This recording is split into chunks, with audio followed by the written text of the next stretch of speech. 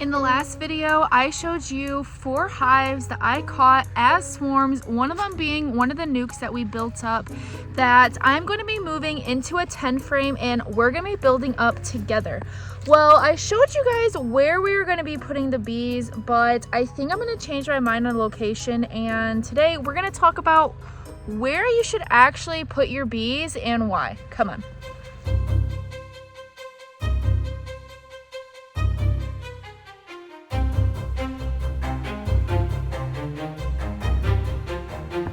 Just to give you guys a little bit of an update on these nukes that we made.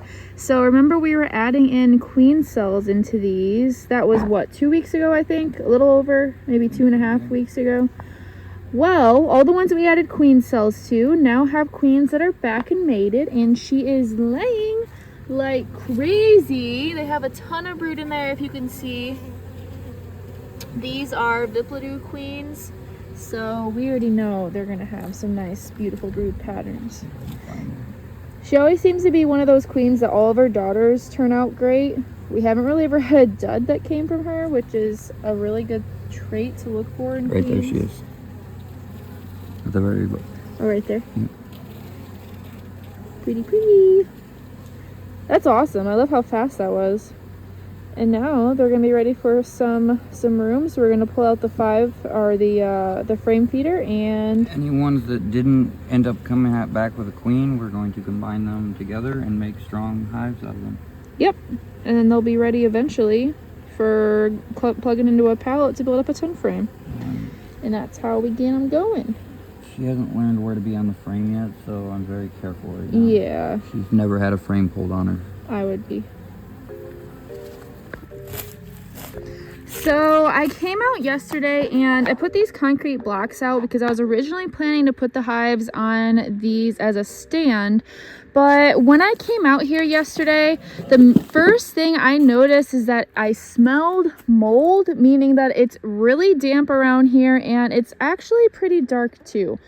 That is not typically where you'd want to have your bees. You generally want to have them somewhere in the sun, so they get a little bit of that warmer sunlight waking them up in the morning, and so that they're also able to air out their honey and also fight against different pests that they're going to have invading their hive. So we're going to try something else instead of putting them down here. So I guess we're going to keep them up in Bee Yard 51. Last year, we had a really big problem with small hive beetles, and that is not something I ever want to see again, but they really like dark, damp areas. So if you keep your hive somewhere that's going to be in the woods like you saw there, then you're probably going to have a lot of problems with small hive beetles. They don't like it when a hive gets too hot. They can't thrive in that environment. So just to kind of like kill that beforehand, let's not even try to put them there. But let alone also considering that the sun isn't really going to warm them up once it starts getting in the spring and the fall time until later in the day. So it kind of affects how they're going to go out, when they're going to go out, and how much honey they're going to collect. So instead, we are going to put them right here on this stand that I just cleared out. So where you put your bees is actually a really big part in how well your hives actually do throughout the year, especially when you're in a northern climate that actually experiences a pretty good winter like we do here in Michigan. So I figured I'd go over some of the things that you want to think of and consider before picking a location for your hives. And the first one being, which direction should your hive face? Preferably you want them to face southeast, because that is where in theory you should be getting some warmer winds coming from the south in the winter time, and the sun rises in the east. So you're going to have that sun hitting the hive early in the morning, waking them up and getting them out early. I've seen some hives even get out as early as 5 a.m. if they're able to on a nice, beautiful, sunny day. And that is exactly what you want. The whole saying of the early bird gets the worm definitely applies when it comes to bees. And Like I mentioned, sunlight, you also want to have them somewhere that it's not too sunny but not too shady either. If you have that morning sunshine, that is the best spot, because if you're able to then maybe get some like afternoon shade, that'll help the hive out a ton when it comes to trying to cool their hive down during the hottest part of the day. It gets super hot right around like 2 or 3 p.m. and that's when it's harder for them to dry out all of that honey, and they have to use way more resources just to keep fanning that hive, to keep that brood from overheating and keep all of the comb from melting. It can get pretty hot in that hive. You also want to make sure that that area has really good ventilation. That spot that we just saw previously is kind of in like the bottom of like a gully, so kind of like in like the hill goes down, and that's where the hives would be. So it's not going to have very much wind coming around and ventilating the area, which means you're going to have a lot of standing air, and that's going to make a lot of moisture happen too, which can also be problematic for your hive. It's going to keep them cold in the wintertime, and they're really going to struggle to overwinter because of that moisture, which is not something you really want to do. But to also think of the opposite of that, you also want to make sure that you're not putting your hives on the top of a hill without any windbreak at all, because also in the winter time, that wind is really going to chill your hives. And that can also cause a lot of problems, especially when you're trying to overwinter your bees successfully. So this spot here in particular is kind of on a hill, but there are a lot of trees all the way around it. So it does have a really good windbreak, but also just being slightly on a hill allows them to be able to just instantly go out, and they're able to go further. Now, I don't know if that affects how far they can go in terms of trying to come back, because I'm sure it's harder for them to fly back than it is for them to go, but I don't know. That's just some of my thoughts on the benefits of this spot. Perfect. I'm glad we have this little storage spot, because then everything we need is easily accessible. Now, one of the other things to think about is you do also want to make sure that your hive is level from side to side so that they're able to draw out that comb. The bees work off of gravity, so they're going to dangle, or festoon is what it's called. Technically, sounds like a cool word. That's how they actually make the comb. They hang off of each other and they hang down so that they can start working their wax glands and drawing it out. But you also want to make sure that your hive is tipped in a direction that allows water to flow out the entrance. You don't want it to be tipped backwards, otherwise you're going to have a really big puddle in the back of your hive unless you drill a hole back there. But even then, having all that water coming in through their bottom board can be really problematic. So I generally like to make sure the hives are tipped slightly forward so all of that rainwater just runs right on out. So I'm going to place each one of these hives so they're facing opposite directions. This is also so that you prevent drifting, which can be a problem when they're this close. You don't generally want the hives to be this close. You usually want around at least 6 inches between each hive. But if they're facing opposite directions, then this could help a lot. These ones should, in theory, be going that way, and those ones should be going the other way. Which that also leads me to thinking about the flight path. So if you're having hives next to your house, or next to, like, maybe you're in a city and you're going to be putting it next to some sidewalks or where people are going to be walking, also think about where you're pointing your hive. If you're pointing your hive towards your house, your bees are definitely going to be flying towards your house when they leave and come out. Now, I really need to look into if bees actually come out and go multiple different directions, because every single beekeeper says something different. I've heard some that say they only come out and go either forward, or they come out and go back, but they never go going sideways from the hive. So what do you guys think about this? Do the bees go out and just go whatever direction they can find, or do they only go certain directions? Because I've also noticed that bees of the same strength, when we put them in this yard, because we have bees facing so many different directions, this is so that we help with drifting and help with queens coming back. We don't want them to get confused, since this is mostly our mating yard. We have noticed that hives of the same size, depending on where exactly they are in the yard, some do better than others. Whether they're over here, or that stand over there is a really good honey spot for some reason. I have no idea. But also keep in mind, if you're going to be staggering your hives like I used to, generally the hives that are in the back row are going to get most of your bees. The ones in the front are going to lose most of their bees to drifting. The bees are going to come back, and they're usually going to fly all the way to the farthest hive in the back. So yeah, just keep that in mind.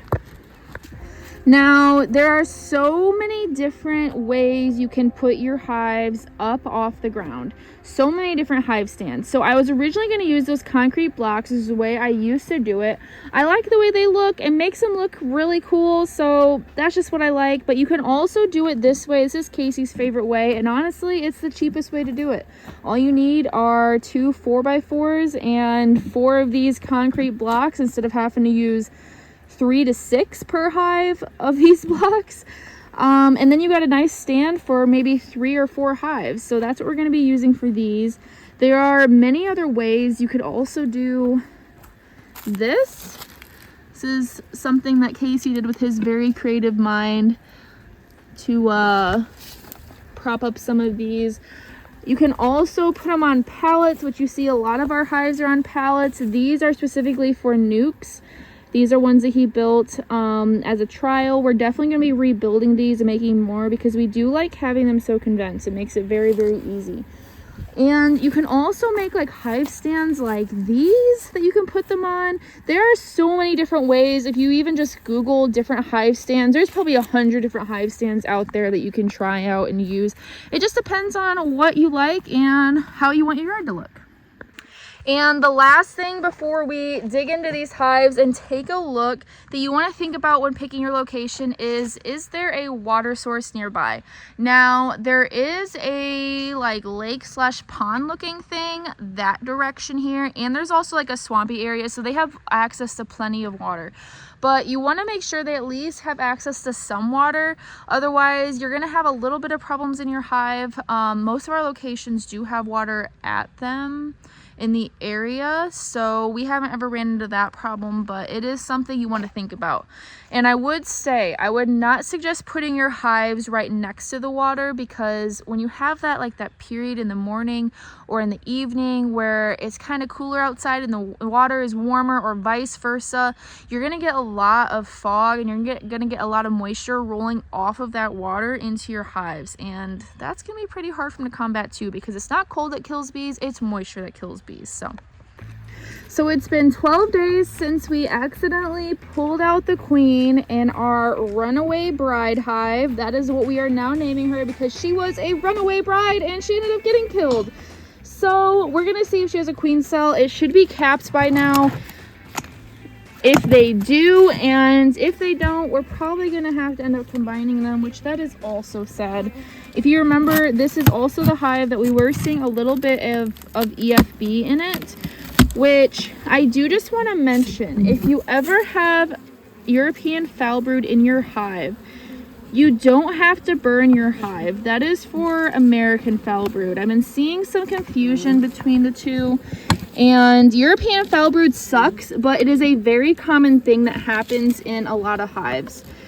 This year was kind of a bad year in terms of nutritional stress. And to my understanding, European foul brood is always in every single beehive. It is a bacteria that actually releases spores, which is kind of interesting. But it's not until the hive is under great stress that you really start to see symptoms and problems of them being sick. So this year we had a really early spring. We had the hives really built up early. There was a lot of swarming problems. We had a really good flow early, but then at the end of May and beginning of June, it just completely shut off. And I'm thinking that is part of the problem that we are seeing, because they're not having enough pollen coming in, so they're not getting the nutrition that they actually need. So one of the things I generally like to do is I like to throw on a pollen patty, requeen the hive, and condense them down if I do see European foul brood. So we might end up doing that today if we do end up seeing a queen cell, but I'm not even seeing a queen cell. I'm seeing nothing in this hive. This hive might just be one that has to be combined with a very strong hive. And I say very strong because there was signs of European foul brood in here. So you wouldn't want to give this to a weak hive. They would not be able to deal with that. Gosh, that amazes me though they did not make a queen cell. What? They did whatever they wanted to do. Great. So I wonder if that has something also to do with the fact that since these bees were sick, they decided not to make any queen cells out of the eggs that they did have, which is interesting. Oh wait, I'm speaking too soon. We have one queen cell right there. You can see it down there in the bottom corner. So they should have a queen at some point. She will be coming out in at least like 4 or 5 days, maybe a little bit sooner, depending. And I'm seeing another, well, these might look a little dry. Let me show you. So this is our queen cell right here that we have. It looks small, but it's really not that small. It goes far back into the comb, so that is also something just to think about when you do look at queens. I know some people are like, oh, it has to be super big in order for it to be a good enough queen, but that's not always the case. And then right over here, I do see a couple more cups. There's one that looks a little dry, so I don't think that's gonna end up going well. The other one though, let's see.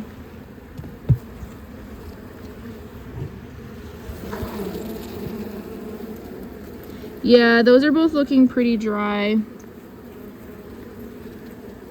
I don't think anything's gonna happen with those, and it might be because they're already over here in like bee bread territory, so I don't think that they had anything in them to begin with. They were just trying to do something with them. But the hive has one queen cell, so that's promising. We'll let them do their thing and see if she ends up making it a little bit later. Oh wait, look at this, guys. Does this mean we have a virgin roaming around? Because it looks like they took it out from the side, which that is a sign of there being a virgin. But she hasn't killed that one yet, so it could just be that they decided to destroy that one because maybe it wasn't doing well. I don't know. So this hive doesn't have very much capped brood left. It does still have a little bit, and the hive numbers are looking mediocre. So generally I would just combine it and say like, why even waste the time?